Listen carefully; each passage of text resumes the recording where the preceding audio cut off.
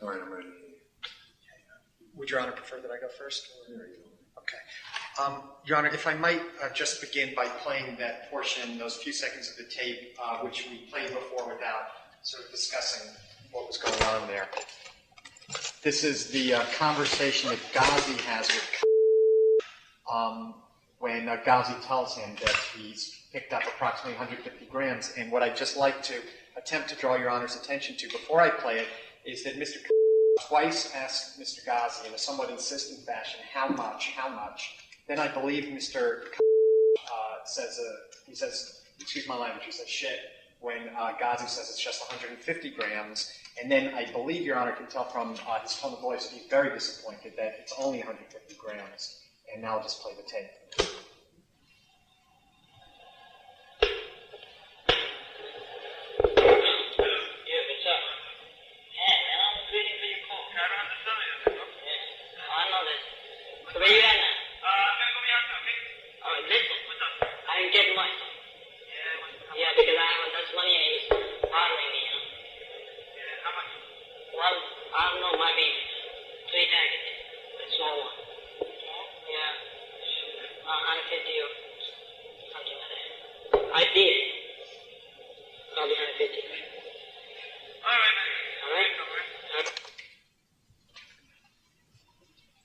To the extent that that tape helps sheds light on what was going on here, I believe that it corroborates Mr. Ghazi that the understanding or the hope was that they would be able to persuade Iqbal to turn over more heroin to them, and the defendant's understanding that there was more heroin involved here, that he didn't think that it was just 150 grams, and his clear disappointment when he found out that it was they were only able to get approximately 150 grams. If Your Honor will recall, Mr. Ghazi testified that the defendant had told him to insist from Iqbal, get as much as you can for the $6,000. And we also heard that their plan was to do this by sort of piecemeal investments, to turn the $6,000 around, get whatever profit they could from that, purchase more heroin, get whatever they could from that, and ultimately to get the full amount, and that they were then going to split the ultimate profits 50-50. Now, as Your Honor knows, they were at this first opportunity able to raise only $6,000 and only $1,000 of that from the defendant.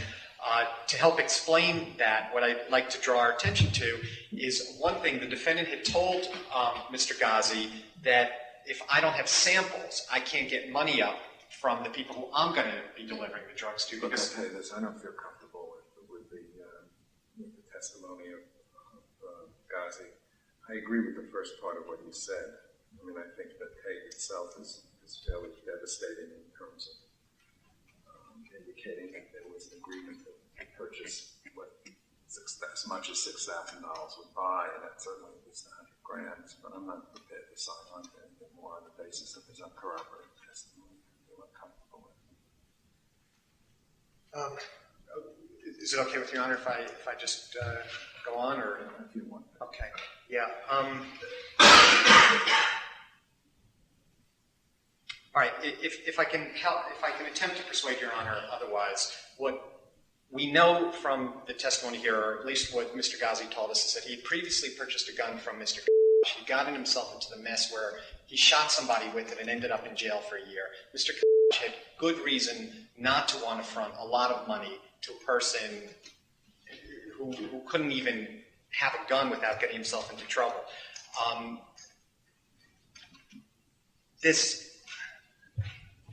Also keep in mind, Your Honor, that Mr.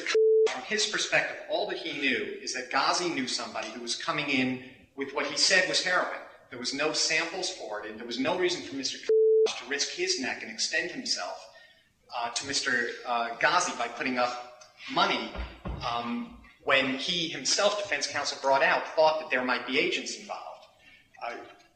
We're dealing with a relative level of sophistication here. I think we should keep in mind that all of the evidence here is that this defendant was careful to make Mr. Ghazi take all of the risks. For one thing, it was Mr. Ghazi who went to the restaurant while the defendant stayed outside in his car. But it was Ghazi who called him. I don't know what the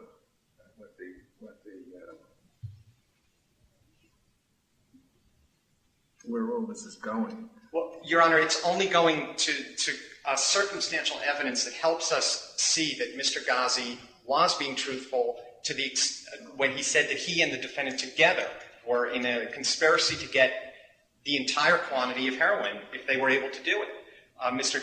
was the one with street contacts. He was the one who could distribute the heroin. That's what he did back in July of 1995, the other time that they were involved. It was Mr. according to defense counsel's own cross-examination, it was Mr. who got Mr. Ghazi to go with him in what's really counter-surveillance techniques. They drove around the block once to see if the car, which actually was a DEA car, was still there or not. I submit to Your Honor that that's a level of sophistication which completely belies defense counsel's representation that this is some naive college student. I don't believe he's a naive college Okay. The question really is what was the nature of the agreement, Right. and what was the understanding about what they were going to do. And I just, to the extent that I've got some clear corroboration by way of that tape, I feel comfortable in crediting it, but I don't feel comfortable. I just didn't find him to be a good witness. Well, Your Honor, I just have discomfort, crediting his testimony beyond that, which I have clear corroboration. I mean, the only thing where there's really here any dispute is whether Mr. knew that it was 2 kilos of heroin involved. And no, but that's how much was involved here is and what his understanding was is an important as a critical element. yes, I completely agree. But what I would suggest, Your Honor, is that every piece of evidence that we have circumstantially to either corroborate or discredit Mr. Ghazi goes on the side of corroboration. I mean, another question is why would he have any interest in, from the outset, telling the agents that it was Mr. he was together planning on distributing 2 kilograms of heroin with? Why would he have gotten Mr. with him in the first place? And why would Mr. have driven with him to the restaurant? Why would he have made arrangements to come to Mr. Ghazi's to pick up all the heroin, which is what's on the tape? And why would he be so disappointed that it was only 150 grams? Unless he had an expectation and a hope and a knowledge that there was more than 150 grams available. I think he was hoping maybe obviously he was hoping for more. I think he was hoping to get what $6,000 would buy. And it would buy, at least according to the agent's testimony, at least 100 grams. And maybe more, but that's what he was hoping for. Beyond that, I'm not comfortable with the evidence. I would just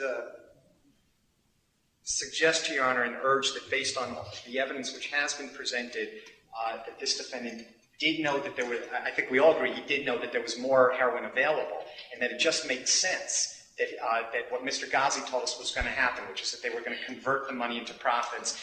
Just on that one subject, because... Maybe it doesn't, maybe it doesn't. I just don't, how he was going to go about doing it, that he only expected to get $8,000.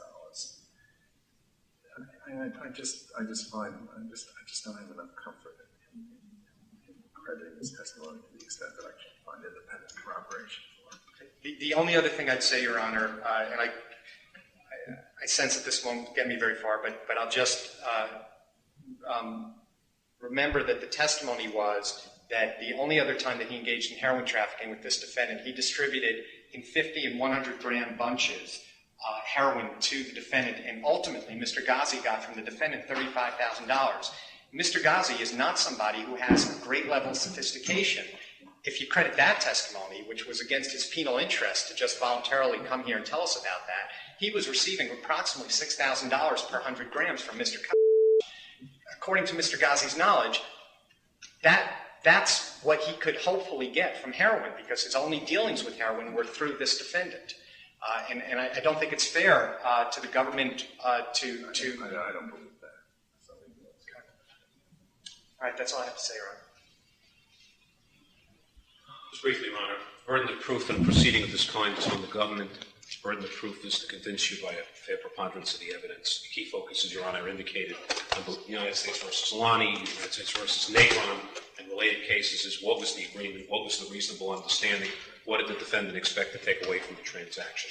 Any review of the evidence, I think, begins with a realization, as Mr. Ghazi acknowledged, that the contact in Pakistan was his. It was Ghazi's contact made in jail when he, Ghazi, was serving time. With all due respect to Mr. Dorsky, was a very skilled advocate. I think he skated over who the contact was, and I think the government has carefully rearranged the players to create the idea that his college student was the prime mover, when Ghazi was some sort of a poor Gunga-Din-like character. I respectfully submit that the best proof of that that's not the case, was his ability, Ghazi's ability, one, to make the contact after what he described as 3 days of contact at Rikers Island, and the ability to get on consignment from people in Pakistan thousands and thousands of miles away, significant drugs, and to be able to still be sitting in a room in Manhattan and with his eye on what he described to be 2 kilos, 2 suitcases, whatever the quantity happened to be, where there had apparently been a disagreement over if we're to credit his testimony. What is your argument? I've ruled partially in your favor, so let me just finish up. I'd like you to limit your argument Yes, to sir. the part that I've ruled against you on. Or The only other- that I'm ruling against you on. So. The only other point I want to make, other than in terms of the prime mover and who was involved and who was or was not a minor participant in this transaction, was Ghazi, when he went to the meeting, had $6,000. Mr. had contributed 1/6 of that money to that situation. As Mr. Ghazi testified, and Your Honor heard, he has 2 felony convictions. He's been cunning. He was cunning on the tapes. Ghazi, only got 1 bag containing what he thought was approximately 50 grams. I know, but this was a conspiracy. And it was quite clear that the conspiracy encompassed basically the purchase of what $6,000 would buy in heroin. I think it's quite clear that from the tape, that even when he heard 150, that they had gotten 150 grams, your client was disappointed. I think he said, "Oh shit," or something like that. Well, that may well be, but my point, Judge, is that the reality, and I think reality has to play some role in imposing sentences, otherwise we're off into speculation. It certainly does have to play a part in imposing sentences. And all I'm saying here is that the reality from Ghazi's mouth, the government's witness, is that he received 1 bag, he tasted it, it wasn't what he wanted, the conspiracy was over, he walked away, he took his money back, the conspiracy had been abandoned. And I respectfully submit that it is not unreasonable, if you even use the 150 number that Your Honor has talked about, there was 50 that he was received, to make a proration based upon his $1,000 investment is entitling him to 1/6. The government has given you nothing more than uncorroborated speculation. We had an agent who testified. It could have been the Italians, it could have been the Dominicans, it could have been John Gotti. I'm not paying any attention to that. I'm saying that it's quite clear to me that the agent testified that 6,000 could be expected to purchase at least 100 grams.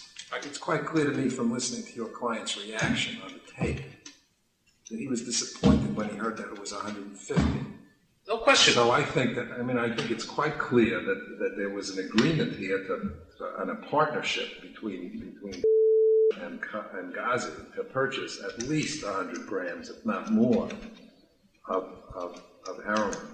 Judge, I remind you of the portion on the tape. It was the last portion that I confronted the witness with, where Ghazi indicated to Iqbal that he had 2 customers for those other drugs, and I submit most respectfully. I'm not.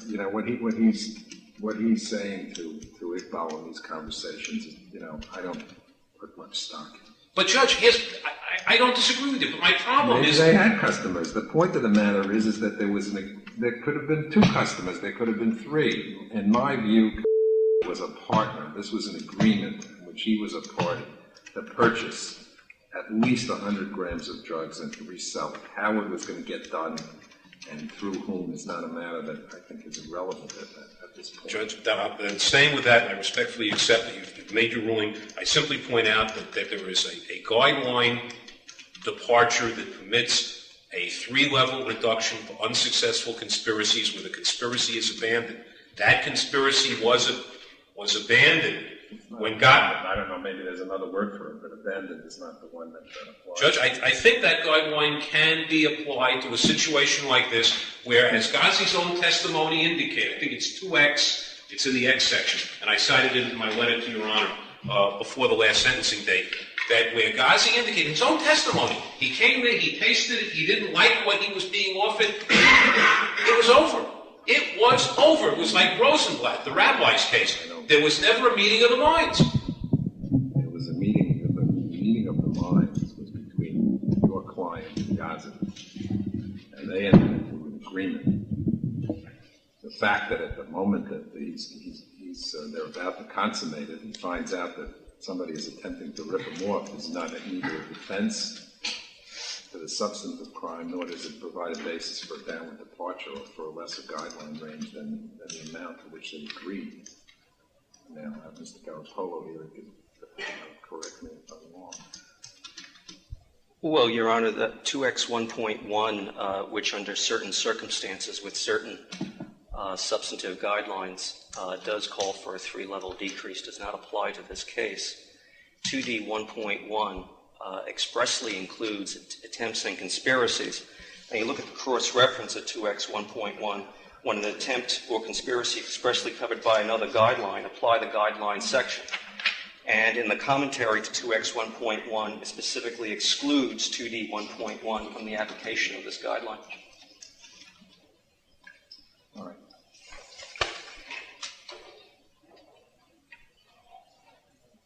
What else? The only other point I would make about the testimony that we heard in light of, I'm now focusing on role in the offense and not on the level of drugs, is that I believe that he, based upon the role in this conspiracy, judged by participation, based upon financial contribution, based on everything else, based upon his age, the lack of sophistication compared to Mr. Ghazi, I think the probation department does him a disservice in terms of, he's a first offender before Your Honor, in terms of imposing a sentence which would be many times more than that which Mr. Ghazi received, or Your Honor, not to the part that much more. I'm sorry? Many times more. Under the guideline that I've calculated based on my finding, it's a level 26, and the guidelines are I think, 37 to 41 months. It's not many times. It's not even double. Where I'm trying to go, let me just cut to the bottom line. On a 36-month And he's a sentence, cooperating witness. Don't forget, your client did not cooperate. I mean, I know that it may seem unjust to defendants who are sentenced, people who they view as equally or more culpable than less, but that's the quid pro quo that we get people for cooperating. the reason I'm focusing on the role in the offense as a basis is, Judge, for a defendant of his age, if the sentence is 36 months or less, Your Honor can sentence him to a boot camp. And that's why getting to a number, even if it's larger than the 24 months, has great significance in the context of what ultimately happens to this defendant. And that's where I'm looking to try to be. Well, you know, if 1 month will give him eligibility for a boot camp, I'm willing to do it. So we don't have to argue with that. I'm sorry, I'm corrected. I'm told it's 30 months. Mr. Garapolo probably knows better than I do. Is it 30? 18? That, Judge, that's where I'm trying to end up. So if you impose the 30, he could go to boot camp if you recommend it. I'm not asking for probation. I'm not here to try to do that with this young man.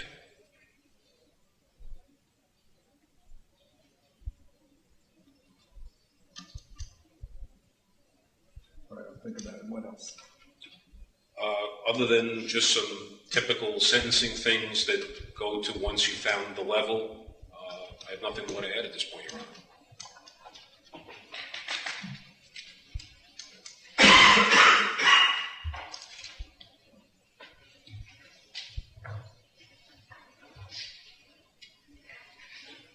Judge, just one comment I'd like to make without rehashing anything. As I'm sure Mr. Dorsky will agree, handing up the June 28, 1996 plea agreement, the government did agree to recommend a minimal role of a 2-level departure. That was part of the argument that I made. So what? I don't understand. Judge, Why did you agree to recommend a minimal role? When, Your Honor? Why? Why? Well, the understanding of what happened in this case has been evolving, and it seems that Mr. His role was more significant than. No, but who's plea agreement? It's Mr. Back in June of '96. Your Honor, if I might just very briefly respond to a couple of points raised. To the extent that Your Honor is entertaining a notion of abandoning the conspiracy. I'm not entertaining. Okay, because it wasn't heroin. I mean, I'm not, okay. I said that. Okay. I didn't regard it as All right. being a defense Okay. to the substantive crime or to a basis to reduce the baseline of the offense. And the only other comments I wanted to make was with respect to the defendant's role, he was there every step of the way. He was there at the meeting with Iqbal. He's the one who... I don't think he's entitled to any real work. And just with respect to his level of sophistication, I just think the facts are that he's the one who convinced Ghazi to The take guy on the that case. telephone call was not an unsophisticated person. That was all I had to say, Your Honor. Judge, I just want to say this. I entered into a plea agreement with this office. Not at a time when there were facts that were unknown. Every one of these tapes, every one of the facts in this case was known. I really feel that there's something fundamentally unfair about the approach that was taken here. You're better off here than you would be under the plea agreement. No, I'm only talking about this portion. But I understand. I that, offered but 70 to 87 months, Your Honor. You're basically being sentenced under a guideline that's less than what's in the plea agreement. Because we... Bottom line. No, but Judge, you have to understand something. We had agreed to disagree on Look, the it issue. doesn't matter whether he would recommend it. I wouldn't accept it. It's quite clear to me that he's not entitled to a role adjustment. It just isn't. I mean, this is not a case for a role adjustment. Your Honor, the only other thing I want to say is that this defendant, unlike many defendants who come before Your Honor, had enormous opportunities presented to him in terms of, first, his inherent intelligence. I mean, he got into Bronx Science, he's going to Hofstra, he's doing very well with his grades, and he had a legitimate future available to him. And he chose to engage in drug trafficking and probably affected many other people's lives through that. So I think that if anything, that factor does not suggest that there should be more sympathy for this defendant. He was in a position where he had a lot of opportunities to have a very successful, legitimate life, and it shouldn't be used to somehow get him more temperance or more charity than he's already being